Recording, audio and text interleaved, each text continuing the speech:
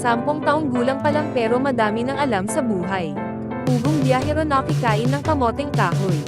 Sa latest vlog ni Pugong Biyahero ay binalikan nila ang batang si Bibi.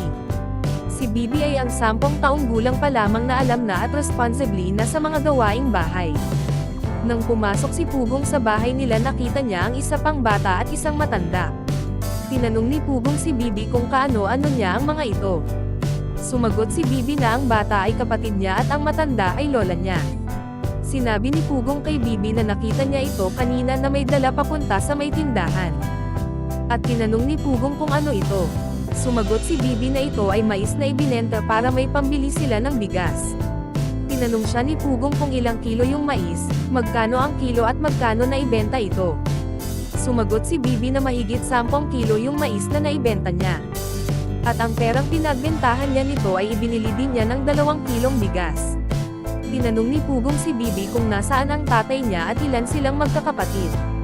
Sumagot si Bibi na natutulog ang tatay niya at 5 silang magkakapatid. Naitanong din ni Pugong kay Bibi kung nasaan yung nanay niya. Sumagot si Bibi na iniwan na sila nito. Dagdag ni Pugong kung bakit at kailan sila iniwan ng nanay nito. Sumagot si Bibi na hindi niya alam ang dahilan at medyo matagal na. Tinanong ni Pugong si Bibi kung nag-asawa ba ng iba ang tatay mo. Sumagot si Bibi na oo.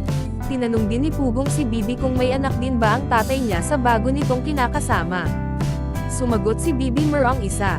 Sinabi ni Pugong kay Bibi na baka umalis yung nanay mo kasi nag-asawa ng iba yung tatay mo.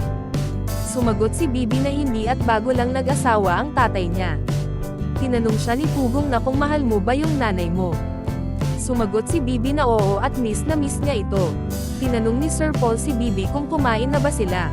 Sumagot si Bibi na hindi pa at magluluto pa sila. At tinuro niya ang isang pirasong kamoteng kahoy na lulutoy nila. Habang inihanda ni Bibi ang kamoteng kahoy na lulutoy na ipinagmasdan siya ni Pugong mga kapibi. Binanggit ni Pugong sa mga viewers niya na hanga siya sa batang ito dahil 10 taon pa lang ito at napaka-responsibly na. Inihambing niya ito sa mga bata sa syudad na puro lang gadget ang hawat at wala pang alam sa trabaho. Nang may salang na ni Bibi ang kamoteng kahoy ay muli siyang kinausap ni Pugong.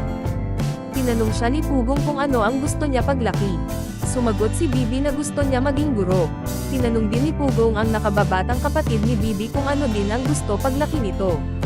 Sumagot naman ito na gusto niya maging pulis. Nabanggit din ni Pugong sa mga viewers na mamahaji sila ng school supply sa lugar ni Bibi at isa sa mabibigyan ng mga ito ay si Bibi at ang mga kapatid niya. Sinabi ni Pugong kay Bibi na may ibibigay siyang pera, tulong para kina Bibi.